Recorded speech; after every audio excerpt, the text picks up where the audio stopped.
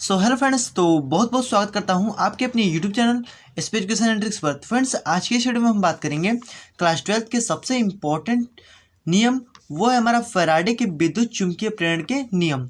और इसके हमारे दो नियम होते हैं, प्रथम नियम और द्वितीय नियम, जो कि आपके बोर्ड एग्जाम में बहुत ही बार पूछे जाते हैं और ये हर साल जो कि बोर्ड एग्जाम में पूछा भी जाता है और ये बहुत ही इंपॉर्टेंट नियम है। तो आज हम इसे विथ प्रैक्टिकल, मतलब कि प्रैक्टिकल के साथ ही इसको हम आसानी से आप सीखने वाले हैं। तो वीडियो को एंड तक देखिएगा और चैनल पर नए हैं तो सब्सक्राइब कर लीजिएगा, साथ में नोटिफिकेशन बेल को ऑल पे क्लिक कर दीजिए ताकि जब भी हम नए नए वीडियोज़ को अपलोड करेंगे तो नोटिफिकेशन आपके पास सबसे पहले पहुंच जाए। तो चलिए आज के इस वीडियो को मज़ेदार तरीके से स्टार्ट करते हैं। तो चलिए समझ लेते हैं कि फैराडे के विद्युत चुंबकीय प्रेरण के नियम क्या होते हैं। तो इसमें सबसे फर्स्ट पे हम देखेंगे प्रथम नियम, और इसको हम विथ प्रैक्टिकल, यहाँ पे प्रैक्टिकल के साथ ही हम समझेंगे और वो भी बहुत ही इजीली, जैसे आप जो कि बोर्ड एग्जाम में आप इसे आसानी से लिख पाएंगे और आपको इसमें कोई भी दिक्कत नहीं होगी। तो चलिए यहाँ पे हम प्रथम नियम को देख लेते हैं। तो हमारा प्रथम नियम है प्रथम नियम, और मैं आपको गारंटी दे रहा हूँ कि अगर आप ये वीडियो पूरा देख लेते हैं तो आपको इन दोनों नियमों में आपको कोई भी दिक्कत नहीं होगी। और इसमें एक और है कि हमारा लेंस का नियम, ठीक है, उसको भी हम यहाँ पे इजीली समझेंगे। तो लेंस का नियम और ये दोनों नियम बहुत ही ज़्यादा इंपॉर्टेंट है। तो आज चलिए हम पहले इसमें प्रथम नियम को देख लेते हैं। तो चलिए इसे ईजिली समझते हैं। तो देखिए, इसको हम पहले यहाँ पे चलिए लिख लेते हैं और आपको हम ईजिली यहाँ पे समझाते हैं प्रैक्टिकल करके, ठीक है। चलिए हम इसे पहले लिख लेते हैं। तो चलिए देखिए, हमने यहाँ पे लिख दिया है। अब चलिए हम इसको प्रैक्टिकल से समझाते हैं, ठीक है। अब ये मत देखिए कि ये कितना बड़ा है, ठीक है। मैं आपको इसको प्रैक्टिकल से समझाऊंगा और इजीली आप इसे समझ जाएंगे और आप इसे कभी भूल नहीं पाएंगे। तो चलिए देखते हैं। तो पहले मैं एक बार इसको पढ़ लेता हूँ, ठीक है, उसके बाद मैं आपको यहाँ पे प्रैक्टिकल से समझाता हूँ। तो देखिए क्या है, हमारा प्रथम नियम में क्या बोला गया है कि जब किसी परिपथ से बद्ध चुंबकीय फ्लक्स के मान में परिवर्तन किया जाता है तो परिपथ में प्रेरित विद्युत वाहक बल उत्पन्न हो जाता है, और यह विद्युत वाहक बल केवल तभी उत्पन्न तक प्रेरित होता है जब तक परिपथ से बद्ध चुंबकीय फ्लक्स के मान में परिवर्तन होता, मतलब परिवर्तन किया जाता है, ठीक है। तो चलिए अब आप परिभाषा तो एक बार पढ़ लिए। अब चलिए हम इसको प्रैक्टिकल से समझाते हैं। मान लीजिए कि यह एक हमारा कोई चुंबकीय है, ठीक है। मान लीजिए हमारा एक चुंबक है, ठीक है, चाहे आप इसको केवल मान लीजिए, ठीक है। जो हमारा कैप है, मान लीजिए एक चुंबक है, ठीक है, और इसका मान लीजिए एक नॉर्थ पोल है और एक साउथ पोल है, ठीक है। और यहाँ पे हम एक परिपथ मतलब कि ले लेते हैं, वो भी बद्ध परिपथ, ठीक है। मान लीजिए हमारा परिपथ है गोल सा, ठीक है। मान लीजिए ये तार है, ठीक है। तो तार यही हमारा होता है ना कि मतलब चारों से बद्ध, बद्ध का मतलब ये है कि चारों से वो पैक हो, बंद हो, ठीक है। तो यह हमारा एक परिपथ है, मतलब कि बद्ध परिपथ है जब किसी परिपथ से बद्ध चुंबकीय फ्लक्स के मान में परिवर्तन करते हैं। अब देखिए हमारा बद्ध परिपथ है। अब देखिए इसमें हमारा धारा प्रवाहित हो रहा है। मान लीजिए कि यहाँ से हमारा धारा प्रवाहित हो रहा है इधर की ओर, ठीक है, और धारा प्रवाहित हो रहा है ऐसे ऐसे ऐसे, हमारा जो कि धारा इस तरह से जा रहा है, ठीक है।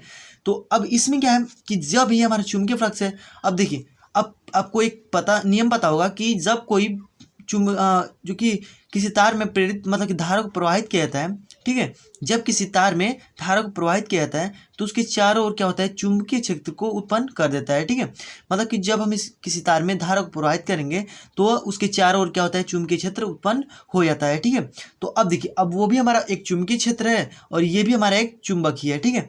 तो अब देखिए इसके अंदर से अगर हम इसको ले जाते हैं, मतलब कि ये हमारा एक जगह पे स्थिर है, ठीक है, और यहाँ पे ये चुंबक है। मान लीजिए इस चुंबक को अगर इस अंदर इस प्रकार से ले जाएं, ठीक है, जैसे हम इसमें ले जाएंगे वैसे इसमें प्रेरित विद्युत वाहक बल उत्पन्न हो जाएगा, ठीक है। मतलब कि जैसे हमारे चुंबकीय फ्लक्स के मान में परिवर्तन होगा, तो देखिए क्या है, चुंबकीय फ्लक्स के मान में परिवर्तन का मतलब क्या है कि यह हमारा एक जो कि परिपथ है और इसमें हम धारा प्रवाहित करेंगे तो इसमें भी एक चुंबकीय क्षेत्र उत्पन्न होगा और ये भी हमारा चुंबक है। तो जब दोनों चुंबकीय क्षेत्र मतलब इसमें फ्लक्स होगा, फ्लक्स अब जैसे ये अंदर क्यों जाएगा तो इस फ्लक्स में परिवर्तन होगा, ठीक है। अब जैसे फ्लक्स में परिवर्तन होगा तो इसमें क्या होता है, प्रेरित विद्युत वाहक बल उत्पन्न हो जाता है, ठीक है। इसमें भी नॉर्थ और साउथ पोल है और नॉर्थ पोल है, ठीक है, और इसमें भी नॉर्थ पोल और साउथ पोल हो जाएगा, ठीक है। तो इसमें क्या होता है कि इसके चारों ओर जो कि हमारा एक चुंबकीय क्षेत्र उत्पन्न हो जाता है और जैसे ही ये अंदर की ओर जाता है तो फ्लक्स में परिवर्तन होने के कारण इसमें एक क्या होता है, प्रेरित विद्युत वाहक बल उत्पन्न हो जाता है। तो आई होप कि आप इसे क्लियर समझ गए होंगे आसान तरीके से कि क्या मैं कहना चाह रहा हूँ कि कोई बंद परिपथ है, उसमें अगर हम प्रेरित विद्युत वाहक, देखिए बंद परिपथ है, चुंबकीय फ्लक्स के मान में परिवर्तन किया जाता है तो परिपथ में प्रेरित विद्युत वाहक बल उत्पन्न रहता है। ठीक है, अभी हमारा बंद परिपथ है, इसके मान में परिवर्तन करेंगे, मतलब कि एक हम कोई चुम्बक अलग से ले लेंगे और इसके मान में परिवर्तन करेंगे, मतलब इस चुम्बक वाले में और इस चुम्बक से हम इसके मान में परिवर्तन करेंगे। इस तरह से अंदर की ओर ले जाएंगे इस तरह से, तो इसके मान में परिवर्तन होगा। ठीक है, और जब परिवर्तन होगा तो इसमें क्या होगा, प्रेरित विद्युत वाहक बल उत्पन्न हो जाएगा। तो यही हमारा प्रथम नियम। आई होप आप इसे समझ गए होंगे। तो यह आपको क्लियर हो गया होगा। और देखिए परिभाषा भी आप अपने मन से इजीली यहाँ पे बना सकते हैं। ठीक है, तो आई होप कि आपको ये क्लियर हो गया होगा। तो चलिए अब जो हमारा सेकेंड नियम है फैराडे के द्वितीय नियम, वो बहुत ही ज़्यादा इंपॉर्टेंट नियम है। चलिए उसको भी इजीली तरीके से समझ लेते हैं। तो चलिए देखते हैं। तो देखिए सेकेंड नियम में हमारे क्या है, द्वितीय नियम। द्वितीय नियम, ठीक है। चलिए द्वितीय नियम को इजीली हम क्लियर कर लेते हैं। चलिए इसको भी हम थोड़ा सा लिख लेते हैं, उसके बाद मैं आपको आसानी से इसको समझाता हूँ। ठीक है, चलिए तो चलिए देखते हैं नेक्स्ट नियम को। तो नेक्स्ट नियम हमारा क्या है कि इस नियम के अनुसार कुंडली में उत्पन्न प्रेरित विद्युत वाहक बल फ्लक्स में परिवर्तन की दर के समानुपाती होता है। ठीक है, मतलब कि जो हमारा कुंडली में उत्पन्न जो हमारा प्रेरित विद्युत वाहक बल है वो फ्लक्स में परिवर्तन की दर के समानुपाती होता है। यदि हम मान लें डेल्टा टी इक्वल टू समय अंतराल, मतलब कि डेल्टा टी मतलब कि कम समय, ठीक है, डेल्टा टी इक्वल टू समय अंतराल में चुंबकीय फ्लक्स में परिवर्तन डेल्टा फाई होता है। ठीक है, मतलब कि डेल्टा टी समय में हमारा डेल्टा फाई परिवर्तन होता है। तो क्या होगा हमारा इसका कि चुंबकीय मतलब कि प्रेरित चुंबकीय मतलब विद्युत प्रेरित विद्युत वाहक बल। ठीक है, तो हमारा प्रेरित विद्युत वाहक बल कौन सा हो जाएगा, तो हमारा होगा E equal to minus delta phi बटे में डेल्टा टी, मतलब कि डेल्टा टी समय में हमारे कितना जो कि फ्लक्स में परिवर्तन हो रहा है, तो हमारा डेल्टा फाई परिवर्तन हो रहा है। तो हमारा फॉर्मूला क्या बनेगा कि E equal to delta phi minus मतलब कि माइनस डेल्टा फाई बटे में डेल्टा टी, और यह इसके ऋणात्मक दर के बराबर होता है। और आप इसमें हमेशा याद रखिए, ठीक है, कि यह इसमें हमेशा ये ऋणात्मक दर के बराबर ही होता है। ठीक है, मतलब कि जैसे हम डेल्टा टी इसमें अगर परिवर्तन करते हैं तो हमारा डेल्टा फाई परिवर्तन हो जाता है। ठीक है, तो आई होप कि आप इसे क्लियरली समझ लेंगे। तो आई होप कि आप ये द्वितीय नियम समझ गए होंगे इजीली।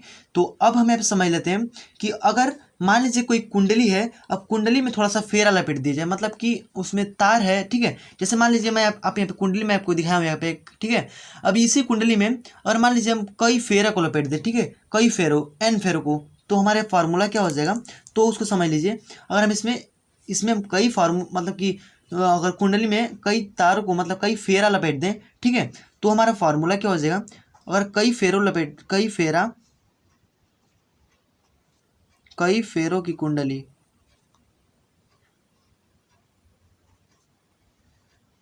ठीक है, अगर कई फेरों की कुंडली कर दी जाए तो हमारे क्या हो जाएगा, E इक्वल टू